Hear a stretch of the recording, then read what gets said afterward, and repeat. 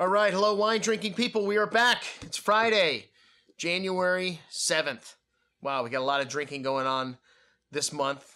3 events next week, 4 events the week after that, and man, I think every day the first week in February, also in the last week in January, we've got something going on. So a lot of drinking going on here at the Wine Watch. Check it out on our sidebar calendar there on the email or at the homepage of the website. And I hope you guys have enjoyed the new segments of the email. We've got a new one we're unveiling for you today. It's called Accessorize with Cheech. Ah! Accessorize with Cheech. These Hanes polos are made with 50% pre-shrunk cotton and 50% polyester. And you will find in the lapel the embroidered Wine Watch logo. These fabulous t-shirts are priced at $19.99.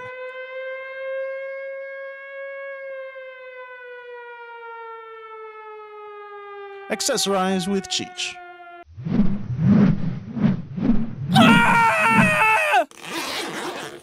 And yesterday we had our first supplier in the store here. And I don't know, maybe I scared these guys off at the end of last year or whatever. But, you know, we're back, guys. You can stop in. We take, at least 3 appointments a day, Monday through Friday. I need to have something to talk about than what I drank yesterday. Well, Amy Goodman, thank you for stopping by with our local guy from Trinchero Family Estates. This is a winery that we've, the wine with their namesake, we've been red hot with over the last couple of months. We've these 07 vintages, the very first release of the Trinchero Family Estates wines. Single appellation wines from Napa Valley featuring Bordeaux varietals, Merlot, Cabernet Franc, Petit Verdot, 2 of the best examples of those 2 Bordeaux varietals that I've ever had in the store. And everything else that we've had from this single vineyard series has been outstanding at the top level of quality. Well, everything that they have in this portfolio isn't quite that good. Well, I mean, I shouldn't say that because these are great little everyday wines that we had to start with today. The Montevina Pinot Grigio from the California appellation. This wine, very fresh fruit, fresh apples, pears, notes of white flowers. Very clean, just what you want in something you could order by the glass in a restaurant. $10 a bottle. I mean, I guess I shouldn't expect too much from stuff like this. A nice screw cap, though. Really nice packaging on this wine. And I don't know, something you should be able to find in a supermarket at that price. And then Main Street Chardonnay, one of their Chardonnay labels they do from Santa Barbara. Really nice, forward, fruity, a little bit hint of butterscotch candy to that, $12 a bottle. And then the fastest growing category in the wine industry today, folks. What is it? Pop quiz.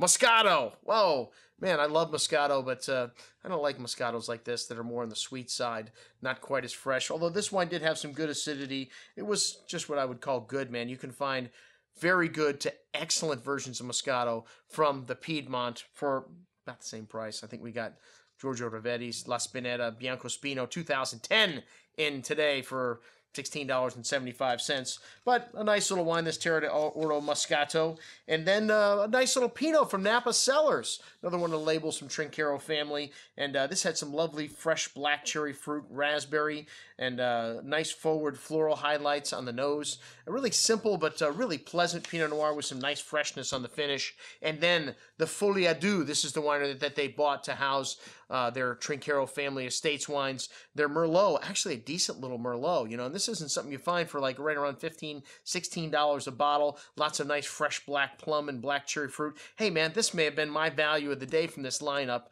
in the price category that it's in. A very good wine. And then the Trinchero Chicken Ranch Merlot. These Chicken Ranch and this Trinchero Family Estate wines, like I mentioned before, some of the best values that I have in the store. We have this on sale for $23.75 along with the Chicken Ranch Cabernet Sauvignon. 2 great examples of those varietals from Napa Valley in that price range that we have in the store. Okay, next up we had a Joel Gott Cabernet Sauvignon. Okay, well, Sarah Gott, famous winemaker, Joel's wife, makes these wines in a very forward, very appealing style of Cabernet Sauvignon, just like everything else you'll find under this Joel Gott label. California appellation, very forward, very fruity, lots of mass appeal. A good little wine, $18 a bottle. And then Zinfandel from Terra d'Oro. Hey, I'm not a big Zinfandel guy. What do you want? All right? I mean, it was okay, but not for me. Okay, and then 2 wines from Pat. Do I need to talk about these CC wines, Pat? Well, I guess you brought them in, and, any winery that's got to write I will not drink bad wine. I will not drink bad wine. Just like a small child would on a chalkboard all over the label. To me, that is very bad packaging, folks. Were the wines okay? They were all right, but I mean, really dumb packaging. All right. Well, that's what I had to drink in the store yesterday. And you know I'm having wine at home. And we opened up a bottle of 2007 Sequoia Grove Cabernet Sauvignon. This is a wine Michael Trujillo unveiled with us at a dinner, one of the first dinners we did last year with the winemaker in January of 2010. And this is exciting stuff from Sequoia Grove. It took this wine about an hour and a half to open up. It was a little bit of a shy flower at first, just, showing some nice currant and cassis berry fruit, a little bit of cocoa spice.